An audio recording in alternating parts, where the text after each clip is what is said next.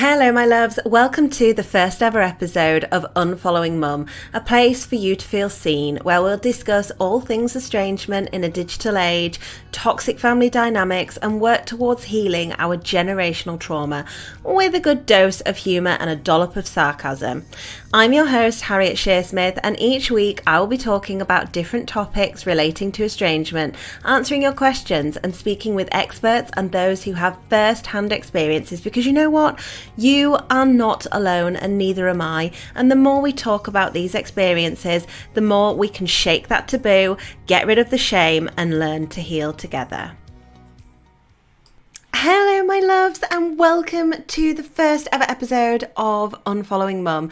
Now, I am super excited to have you here and super excited to be talking to you about all things estrangement, toxic families, and to have a space for us adult children who maybe have experienced dysfunctional family or toxic family or are indeed going through estrangement, because everything that I have found out there so far has been very much aimed at the parent in that scenario. And whilst I feel that everybody within these situations has a right to have a space and to be heard and to feel seen in their experiences, it is galling to me that there is next to nothing out there for adult children who have made the decision to step away from family members that cause them emotional distress, that have been emotionally or physically, sexually abusive, whatever form of abuse that might take. And there seems to be so little out there for us, so little out there for people to be able to discuss their experiences, especially when it pertains to emotional abuse. There seems to be a lot out there for childhood trauma and discussing that from a therapist's point of view. But where's my relatable podcast for somebody who has been through this experience and says, hey, look, you're not alone. We've been through this and here's how we're dealing with it. Let's heal together as a community. Well, it's right here. That is the whole purpose of Unfollowing Mum. I mean, I say that's the whole purpose, but I know there will be people out there going, ugh, why do you think it's okay to air your family's dirty laundry? And I would say to those people that in 2023, we need to let go of that phrase and that concept. Why? Well, because change is never effected in silence, and all silence does is protect abusers. It never aids victims. When we talk about generational trauma and we talk about dysfunctional families, toxic families, that trauma being passed down, the only way that we are ever going to see changes in that structure is if we acknowledge it. And the only way we acknowledge it is by talking about our lived experiences. It does not make you selfish and it does not make you a bad human being to acknowledge that your experience with a parental figure or with a family member has been toxic and damaging to your mental well-being. In fact, if anything, I think it makes you incredibly brave, because to be able to talk about these things and to say, hey, look, actually, the way that you treated me when we were growing up was this, or the way that you did this was not acceptable. We find that the healthiest relationships will still have those moments where somebody will say, well, I'm not going to do that when I have kids because I didn't like the way that made me feel unloved, that did whatever. And yet the parent in that scenario will take accountability and say, gosh, I didn't know that made you feel that way. I'm really sorry that it did. Let's learn from this together. The difference that we see in a scenario where an estrangement occurs or where there is a breakdown in the relationship is often when somebody becomes defensive, when they say, well, I did my best. How dare you speak of me that way? Or they say, well, no, you're remembering it wrong, and they start gaslighting. That's when we see a breakdown in a relationship, when there is no accountability for the actions that are taken. And what we demand when we talk about these things, what we demand when we break the silence surrounding our dirty laundry, as it were, is we demand accountability and we demand change. And when we talk about these topics that are there to break the stigma, that are topics that are taboo or something that people will say, you shouldn't be talking about that, that's private, that's a family matter, more often than not, it's done for two reasons. One, it's done to heal the trauma as a collective, because that is something that is well documented to help, known as community therapy, something that people do up and down the country, across the world, and has been known to be effective because we are, as humans, social animals. So if we know that we are not the only one going through this, we're also pretty self-indulgent animals. We very much seem to believe until shown otherwise that we're the only ones that are having this experience. And let me tell you, you are never the only one. I speak to people on a daily basis about their experiences with toxic family, dysfunctional family, family dramas, estrangement, who are at varying stages of estrangement. And I speak to people about horrendous experiences that they've had. You are never the only one who has had this experience, and there is community out there, and community can be healing. The second reason that people tend to talk about these things, and why it is so important to talk about them, especially in my opinion, as a mother myself, is to break generational trauma and create a happier, healthier future for our kids. Not just our kids, but their kids. And not just their kids, but society as a general. We look at the mental health problems that we have amongst society. That is not an accident. That is years upon years of generational trauma being passed down. And you know, we call it generational trauma for a reason. It's because it's never been addressed in past generations, and it just keeps getting passed down. How many times will you have had an older toxic family member turn to you and say, well, that's how my parents did it and we never complained, or, well, I had to put up with it, why can't you? And it's something I've never been able to wrap my head around. When I look at my children, I want the very best for them. I don't look at them and think, well, I had this shitty upbringing, so, you know, I had to get on with it. You should go through the same. Never once has it occurred to me to think it's okay for them to have to go through what I went through because, well, I dealt with it and I'm okay. I'm not okay. I have had to work through some serious trauma. I have had to work through CPTSD.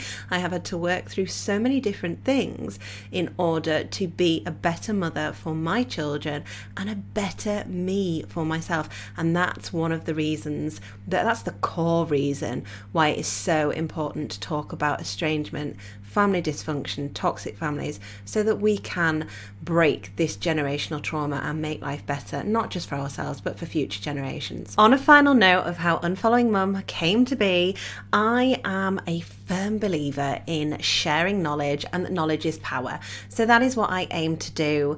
I aim to share my experience, my knowledge with you, everything that I have researched, everything that I have learned about narcissistic or emotionally immature parents, growing up in a toxic environment, family dysfunction, estrangement itself. I'm going to be sharing on this podcast, and I hope, truly hope, that the knowledge will be as powerful for you as it has been for me. Okay, before we go any further, I think it's probably important that I share with you my story and how I came to be estranged from my mum. I became estranged from my mum in 2020, and it was halfway through the pandemic. It was something that had been building for an awfully long time. And looking back at my childhood, I would never have believed that I had an emotionally abusive, toxic childhood. But let me tell you, I certainly did. I grew up with a mother who I firmly believe is a covert narcissist. And I say I firmly believe because I am not diagnosing her as that. It's really important that when we talk about these things, we steer away from diagnosing people when we are not qualified to do so. But I am basing my belief off years of research, off years of learning, and off conversations with my own therapist, who is a trained professional and would agree with me. What I would put to you, if you are lacking confidence in saying, okay, I experienced narcissistic abuse, is that you do not need to be a zoologist to identify a tiger. Think on that. You do not need to be a therapist to acknowledge your own lived experiences. You do, however, need to be a therapist or a qualified professional to make a diagnosis. That's the fundamental difference. So I grew up with this toxic mother who was incredibly enmeshed with me. And what that term means, it is very common within covert narcissistic mother dynamics, but it's not exclusive to them. It is a form of emotional abuse, and essentially it is the failure to see where your child begins and where you end. The failure to see that child as anything but an extension of yourself. And it's incredibly damaging. Let's give you a real-time example of this. So it might be that you don't like peas, but your parent likes peas. They cannot understand why you wouldn't like peas. And that's a really small, really silly example, but it puts it into perspective of an inability to see that that person may or may not feel differently about scenarios than you. That's enmeshment. A more serious example of this, especially as we get older and as I grew into my adulthood, was a failure to understand why I didn't just blanket agree with everything she said. Obviously, we're different generations, we've got different ideals, we've got different beliefs, and hugely different ones, let me tell you that. But when you have an enmeshed parent, it's such a shock to their system that you are suddenly challenging the things that they have said as opposed to just accepting them off the bat. I know as a child, everything my mum said was gospel, and it was one of the reasons that I had such a toxic relationship with my dad. Now, whilst I am estranged from my mum, and that will probably be a huge discussion for the estrangement side of this podcast and addressing the mother wound as it's known, I also had a really toxic relationship with my father, which I don't discuss terribly often across social media, but I will be on this podcast because there is a father wound there that I think a lot of you will relate to, that I think is important to address. Whilst my upbringing with my mum was very much that of a covert narcissistic mother and there was a lot of emotional abuse, I don't think my dad did much better. Now, I am not estranged from my dad for one simple reason: he's dead. And death can make it really difficult to hold someone accountable for their actions, but what it does not make it difficult to do is to acknowledge how those actions have affected you, shaped you, and to address the trauma and heal from it.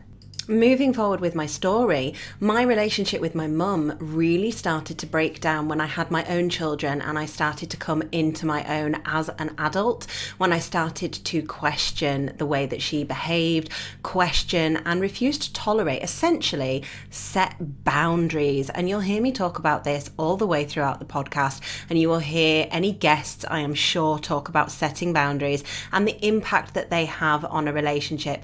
Now, setting boundaries might look like saying to somebody, hey, I don't accept you talking to me like that. I'm an adult in my own right. And they were the kind of things that I had started to do with my mum. And the more boundaries I set, the more things that I challenged, the more that I stepped away from her worldview and created my own, the more problems that we got. And that is how we ended up at the point where our relationship was incredibly toxic and difficult to navigate. At the time the estrangement happened, mum was actually living in an annex that we'd built for her. I never moved out of my childhood home. Yeah, I know, right? I never moved out of my childhood home because I was raised with the idea that moving away from a parent or moving on with your life, creating your own family, moving out and essentially leaving a parent behind was a betrayal. It was something that shouldn't be done. Our parents should live with us. Our parents should be like you see in the movies about the European continent where, you know, the great-great-grandmother, the grandmother, the mother, and then the young family, they all live together in this one amazing Italian complex. It's not actually reality, but that's what I was raised with, that idea that we should behave that way, where the older family members live with us, we look after them, that to put your parent in a home, for example, was absolutely evil, that it made you a terrible, terrible person, and all of these things that I was raised with that just make no sense when you look at them objectively, were a fundamental part of who I was as a person, what my core beliefs were. And in trying to be the best daughter that I could be, in trying to be a good, loyal daughter, I ended up being a pretty shoddy wife and a shoddy mum and a shoddy me.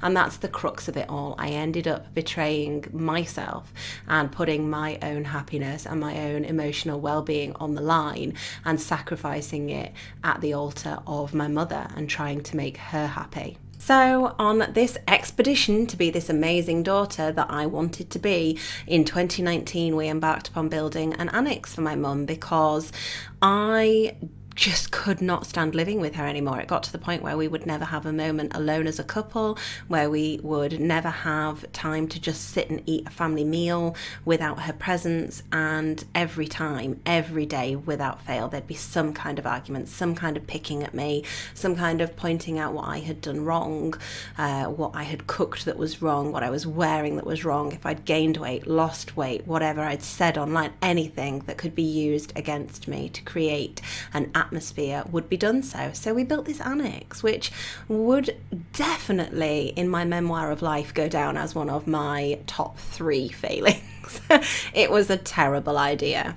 And it just seemed to amplify all of the woes that we had. Mum was constantly talking about how unhappy she was. She referred to it as the shed. I was told that I had to cook dinner for her every day. All of these things that I now know that are classic emotional abuse. Nothing was ever good enough. Nothing was ever right. And in 2020, towards middle 2020, I found the strength to say to her, this is not working. We are all so unhappy. And the agreement that we have is that if this is not working out, you will move out and we will make sure that you have a house so that you are set up for life. And I asked her to do that and she said no.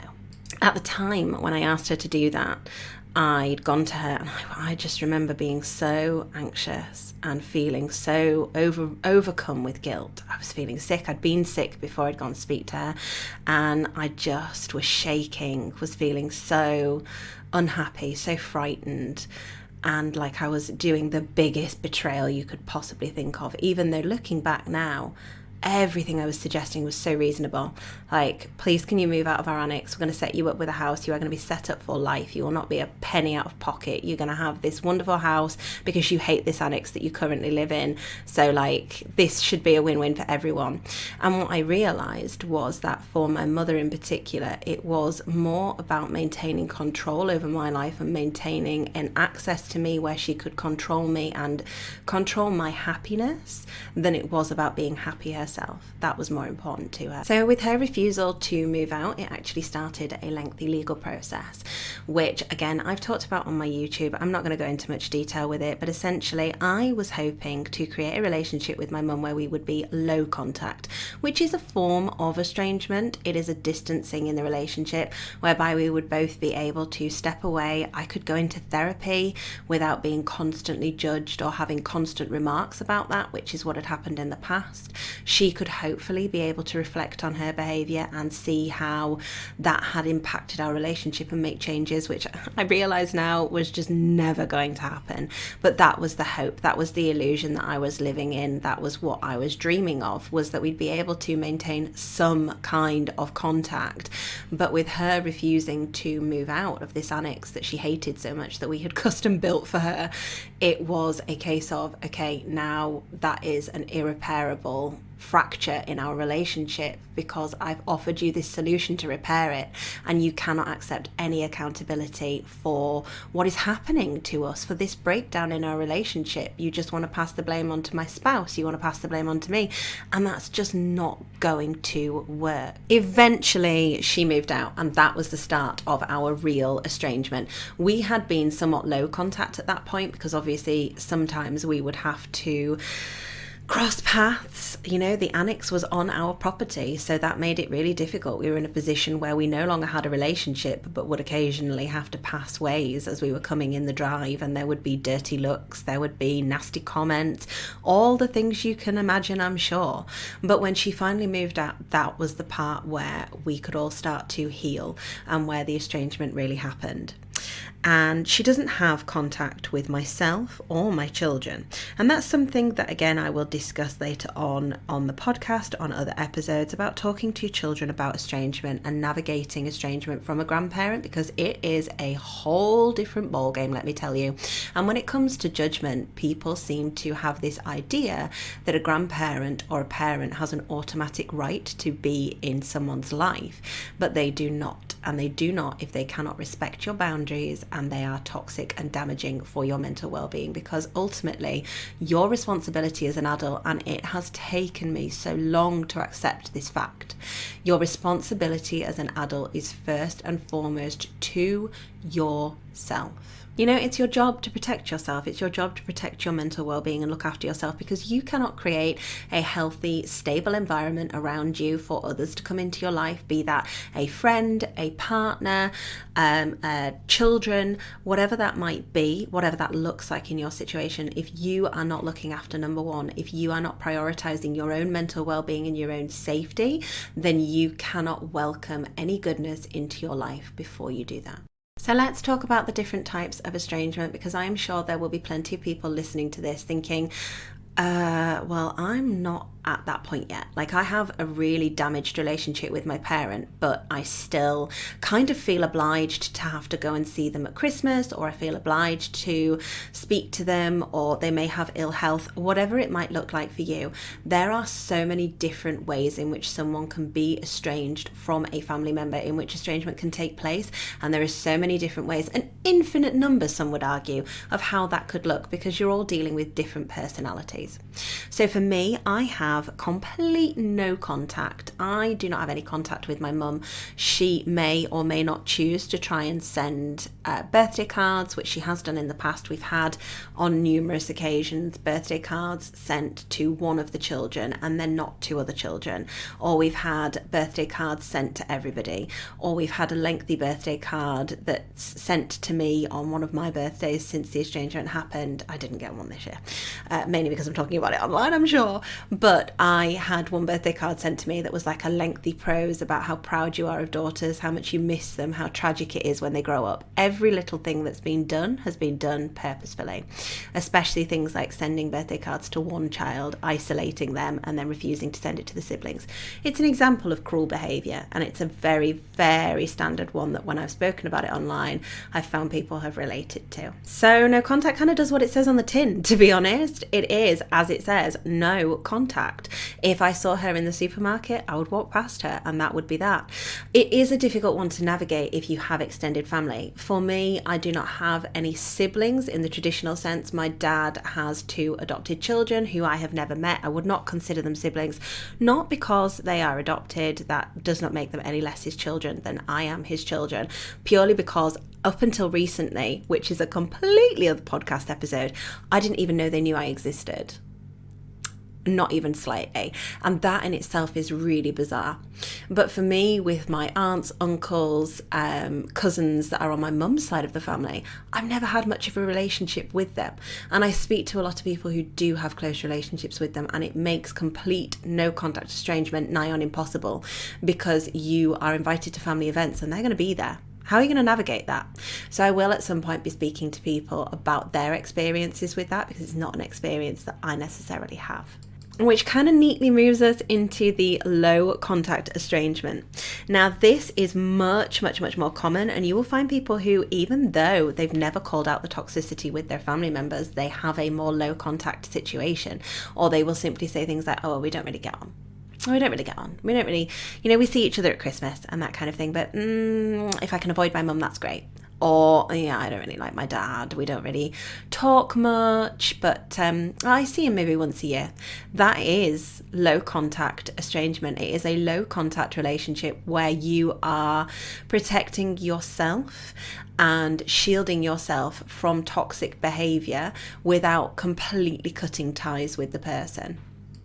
I would argue in some ways this can almost be more difficult to navigate than the situation that I have. Yes, being no contact and having no mum, do not get me wrong, sometimes I just want a mum hug, and I don't have that option anymore, and that can be really, really difficult. And when you realise that there is no mum to turn to there, that you're the mum actually, and that you don't have that support there from a maternal figure, it can really hit you in the face, and it's really hard. But equally, if you have a really toxic relationship and you are low contact, you also don't have that, but you're still having to navigate all of the challenges that come with having that low contact, having maybe that phone call that comes in every couple of weeks from a mother who picks at you, is toxic around you, wants to tell you all of the wonderful things that a sibling has done and how you're failing, and makes you feel a certain way that is detrimental to your mental health. And it's a continuation of the cycle. So when I look at people and I speak to people about their low contact situations, for whatever reason they are low contact, for whatever reason they have chosen to distance as opposed to cut off, and there are many reasons. Oftentimes I find people will say to me, I don't speak to my mum very much, but I have a really close relationship with my dad, so for him I feel like I kind of have to play ball. Or I will have people say to me, oh my goodness, my relationship with my mum has always been so toxic, but she's got really bad health, and I know I would never forgive myself if something happened to her and I hadn't seen her and I'd cut myself off. There is no right or wrong answer when it comes to estrangement, when it comes to navigating toxic, dysfunctional family. There is only what feels right for you, and that's the crux of it, and that's what I want to get across with this podcast, is that we're all navigating these experiences, but we're all doing it in a slightly unique circumstance, because it's your circumstance, it's unique to you, and there isn't a right or a wrong way or a better method. But I think being low contact, especially with a really damaging toxic family member, can be exceptionally difficult. Finally, on a slightly lighter note, there is also what I am terming digital estrangement, and it's an increasing thing as we live in a digital age. Now, digital estrangement, you might have a great relationship with a parent, but you do not want them to be a part of your online sphere. You do not want them to be a part of your online life, and therefore you become digitally estranged. They might send you a Facebook request, they might try and follow you on Instagram, and you're like, hell no, I have seen the things that you and Auntie Janet post. I'm not having that on my feed, okay? And I also don't want you having 24-hour access to me as an adult and seeing the things that I am doing. Like, I love you to bits, mum, but you know, this is my boundary and I'm creating a bit of space. And you have, therefore, this digital world that they are not a part of. And that can be quite a challenging scenario to deal with when you have a parent who perhaps doesn't understand how the digital world works and why you may want to have that distance from them. And there are some very valid reasons to want to have that distance from them. The digital realm creates this 24/7 contact, and you know, you've got to ask yourself, is that necessarily healthy for an adult child to have with a parent? Would you want your parent seeing everything that you do online and perhaps commenting on it? We see joked about on social media all the time, oh, my mum's just called me because she wasn't happy that I dropped an F-bomb. That is not necessarily healthy. Another reason that people might choose to go down this route, we know that certain employers, police being a great example of this, will check your social media to see who you are associated with and who is within your social sphere. Do you want to be linked to an aunt and uncle who perhaps posts things that are inappropriate? Do you want to see that if you don't want to go through the rigmarole of having to challenge perhaps things that are racist, homophobic, whatever it might not align with your views? Do you want to have to see that 24/7? And if you are indeed estranged from a family member like I am, I have quite a few family members who I'm not estranged from, who I would have no problem talking to in the street, blocked across social media, because I know that they would be very quick to comment or to try and tell me off for not having contact with my mum, thus creating a digital estrangement from them as a sideline to the estrangement that I have from my mum. Okay, so we've talked about what estrangement is, what that might look like in different dynamics. But before I round off the episode, I wanted to talk about what estrangement is not and draw the distinction between parental estrangement and parental alienation. Now, parental alienation, which is a thing, is completely different to parental estrangement. Think of it this way. With parental alienation, it's down to coercion and manipulation. Estrangement is a choice that has been made, and we can go into those in finer details, but that is the in and out of it in a nutshell. And the problem is, parental alienation is often used as an excuse to avoid accountability for why an adult child has chosen to estrange themselves. It's often used as an excuse to invalidate or refute why someone would want to become estranged from that person. I can guarantee to you that a significant number of people who have become estranged from family members have been told that either it's their therapist, their friends, or more commonly their spouse who has turned them against the parent or who has poisoned them against the parent. Thus, you've been alienated from me. And it's incredibly invalidating when you have made a decision as an adult to cut ties with a parental figure or with a family figure, and you're told, well, you didn't make that decision. You don't know your own mind. It's a form of gaslighting, and it's really, really damaging. Do we know that parental alienation happens? Absolutely. I myself, growing up, experienced parental alienation. I had a really toxic relationship with my dad regardless, and my dad, had he been alive today, I have no doubt I would have been estranged from him anyway because his behaviour was toxic. There was a lot of not showing up for birthday parties when he'd promised. There was a lot of slamming the phone down on me because I'd told him that I liked mum's boyfriend and he was angry about that. There was a lot of that kind of behaviour. And that is neglectful. That is damaging to a child. I was constantly caught in the crossroad between him, his wife, and my mum. But what I will say is that my mum spent a lot of time and put a lot of effort into making sure that I saw him as the bad guy, as opposed to simply saying, look, I am going to listen to you and validate how you feel about your dad's toxic behaviour. There would be, oh yes, well, daddy did this, didn't he? Or daddy did that, didn't he? And it was so damaging for me growing up. That is an example of alienating your child. When a child comes to you and is talking about how they are feeling around another parent's behaviour, listening to them, validating their feelings, but not bad-mouthing the other parent is essential. However, it's not always that easy. It's not always that simple. And this is not a podcast about parental alienation. But what frustrates me is that parental alienation is so commonly used as an excuse, be it because you were alienated by the other parent or because you were alienated by friends, family, spouse, therapist. And the therapist one, that absolutely baffles me. Oh, your therapist is turning you against me. I think the fuck not. It's damaging, it's frustrating, and we need to stop using parental alienation as an excuse to silence those who talk about estrangement and who make the choice to become estranged. You know what else it's not? It's not a form of abuse. And I saw this written on a blog. The blog was called 60 and Me. And it was a mother talking about her children choosing to cut her off and how that was emotional abuse from them to her. And I read the blog, and you know, as you're reading it and you're just thinking, what the fuck am I reading? Like, is this woman... what in the cognitive dissonance is happening here? Is she aware of what she's typing? And I'm pretty sure she would have been. It was the whole thing read as a refusal to take accountability for their behaviour.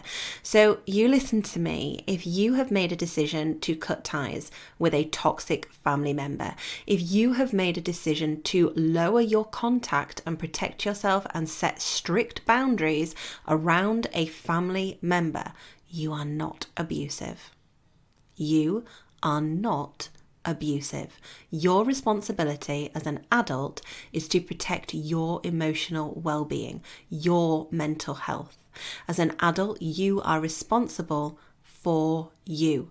And if that person is damaging to your mental health, if that person is damaging to your sense of self, to your self-worth, then you have every right to protect your peace, to cut ties with them, and to move away from that relationship. That does not make you abusive. And to call a choice to become estranged from a parent or from a family member abusive to avoid accountability says everything that you could possibly need to know about the person involved. I promise you, with my hand on my heart, you are not a bad person for cutting off a toxic parent.